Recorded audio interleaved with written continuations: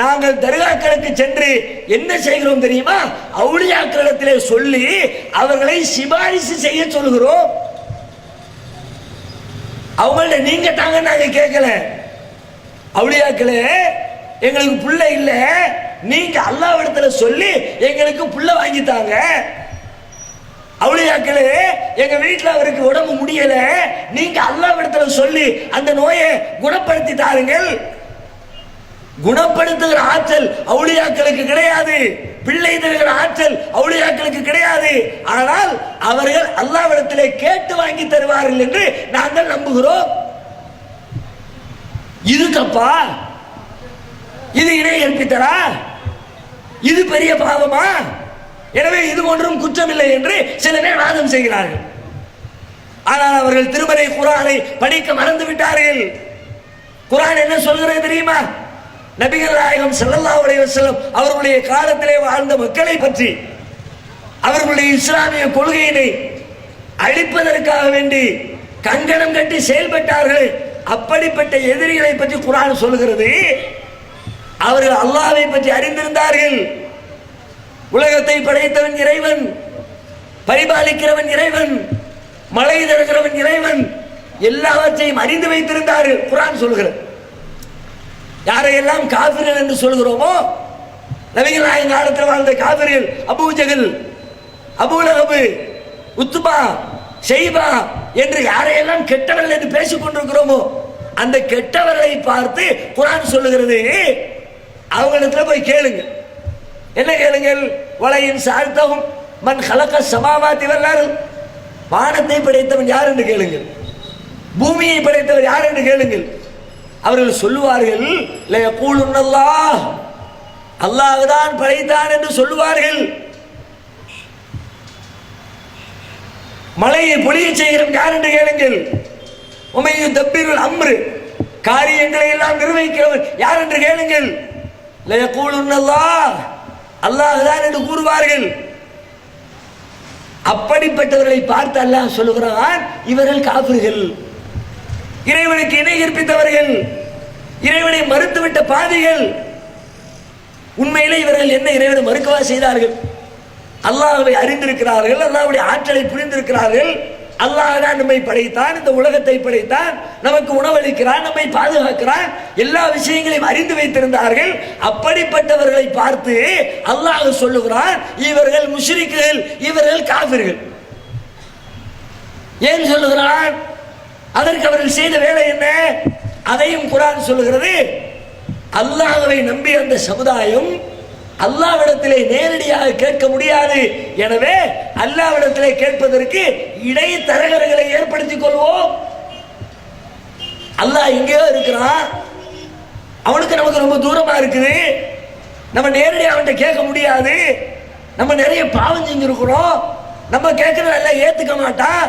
அதனால நல்லடியார்கள் சில பேரை வைத்துக் கொண்டு அவர்களிடத்தில் சொல்லுவோம், நல்லடியார்களே, பெரியார்களே, நீங்கள் எங்களுக்கு அல்லாஹ்விடத்திலே கேட்டு வாங்கி தாருங்கள் என்று அல்லாஹ்விற்கும் நமக்கும் இடையிலே சில இடைத்தரகர்களை ஏற்படுத்திக் கொள்வோம் என்று அவர்கள் ஏற்படுத்திக் கொண்டார்கள்.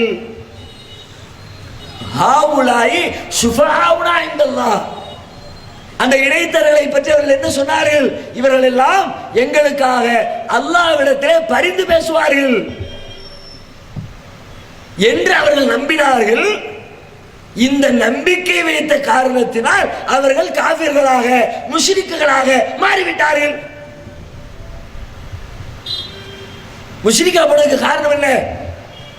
அல்லாஹ்விடத்தில் அணுகிறதுக்கு உனக்கு இருக்கிற இடைத்தரகர், உன்னை படைத்த இறைவன், அவன்கிட்ட கேட்கறதுக்கு டைரக்டா கேட்க வேண்டியதானே? அவனை அணுகுவதற்கு, அவனை ஒரு உலகத்தில் இருக்கிற ஒரு பெரிய அதிகாரியை, ஒரு பெரிய தலைவரை சந்திக்க வேண்டும் என்றால் அவரை போய் பார்ப்பதற்கு இடைத்தரகர் தேவைப்படும். ஏன்? அந்த தலைவருக்கு உன்னை பற்றி தெரியாது, நம்மை பற்றி தெரியாது, அறிமுகப்படுத்துவதற்கு ஆள் தேவை. ஒரு முதலமைச்சரை சந்திக்க போகிறோமா? முதலமைச்சரை சந்திக்க போகிற பொழுது அடிமட்டத்தில் இருக்கிற ஒருவரை பிடித்து, கிளையிலே இருக்கிற ஒருவரை பிடித்து, மாவட்ட அதிகாரி ஒருவரை பிடித்து, மாநில அதிகாரி ஒருவரை பிடித்து அவர் வழியாக முதலமைச்சரை சந்திப்போயே, நம்மை பற்றி முதலமைச்சருக்கு தெரியாது, எடுத்து சொல்வதற்கு ஒருத்தர் வேணும். நீதிமன்றத்தில் நீதிபதி இருக்கிறார், அவர்களிடத்தில் பேசுவதற்கு ஒரு வக்கீல் என்ற துணை சாதனம் வேண்டும். ஏன் நம்மளை பத்தி நீதிபதிக்கு தெரியாது. இதற்கு இடைத்தரகர் தேவை. படைத்த இறைவனுக்கு இடைத்தரகர் தேவையா? அவரிடத்தில் கேட்பதற்கு உனக்கு வசீலா தேவையா? ஏன்பா தேவை? உன்னை பத்தி அவனுக்கு தெரியாதா? நீங்கள் இடைத்தரகர் வைத்து விட்டால் அதற்கு என்ன பொருள்? என்னை படைத்த இறைவனுக்கு என்னை பற்றி தெரியாது, எனவே என்னையும் இறைவனையும் தெரிந்து வைத்திருக்கிற ஒரு அவுலியாவின் வழியாக நான் இறைவனை அணுகுகிறேன் என்று இறைவனை ஒரு மனிதனை போல நினைத்து விட்டீர்கள். மனித தலைவருக்கு, மனித ஆட்சியாளருக்கு, மனித நீதிபதிக்கு எப்படி எல்லா மனிதர்களையும் தெரிந்து வைத்திருக்க முடியாதோ அதுபோல உலகத்தை படைத்த இறைவனுக்கும் எல்லா மனிதர்களும் தெரிந்திருக்க மாட்டார்கள் என்று இறைவனின் அந்தஸ்தை குறைத்து விட்டீர்கள். அதனால தான் அவர்களை அல்லாஹ் காஃபிர்கள் என்றார். இன்னும் சொல்வதாக இருந்தால் அவர்கள் அந்த இடைத்தரகர்களாக யாரை பிடித்தார்கள் தெரியுமா? இன்னைக்கு நாம பிடிச்சிருக்கிற ஆட்கள் யாருன்னு நமக்கே தெரியாது. நம்ம ஊர்ல மக்கான ஒளியா இருக்கிறார்ல, நம்ம மக்கான ஒளியாவுடைய வரலாறு எத்தனை பேருக்கு தெரியும்? மக்கானுக்கு தெரியாம கட்டி வச்சிருக்கிறாங்களே, இந்த மக்கான் யாரு, இவர் எந்த ஊருக்காரரு, எத்தனை வருஷம் வாழ்ந்தாரு, எப்படி வாழ்ந்தாரு, நல்லவரா கெட்டவரா, நிஜமாகவே இஸ்லாத்தை வளர்க்க பாடுபட்டாரா, இறைவனுடைய திருப்திக்கு உரியவர் தானா, அல்லது மக்களை ஏமாற்றுவதற்காக நடித்தாரா, இவரை பற்றி ஏதாவது நமக்கு தெரியுமா? சொன்னாங்க அவர் நல்லவர்னு சொன்னாங்க, பெரிய மகான்னு சொன்னாங்க, அல்லாஹ்வுக்காக தன்னை அர்ப்பணித்தவர்னு சொன்னாங்க. சொன்னா உங்களை நடிக்கிறதுக்கு, உங்களை ஏமாத்துற கூட அவர் செஞ்சிருக்கலாமே. ஆனால் அந்த காபிர்கள் யாரை இடைத்தரகர்களாக பிடித்தார்கள் என்றால், திருமறை குர்ஆனிலே இறைவனால் நற்சான்று சொல்லப்பட்ட நல்லடியார்களை நாளை மறுமையிலே வெற்றிக்கு உரியவர்கள் தான் என்று இறைவனால் தீர்ப்பளிக்கப்பட்டவர்களை, இன்னும் சொல்ல போனால் இஸ்லாமிய வரலாற்றிலே, திருமறை குர்ஆனிலே, நபிகள் நாயகத்தின் போதனைகளிலே மிக உயர்ந்த இடத்திலே வைத்து பார்க்கப்படுகிற இறைவனின் தூதரை பிடித்தார்கள்.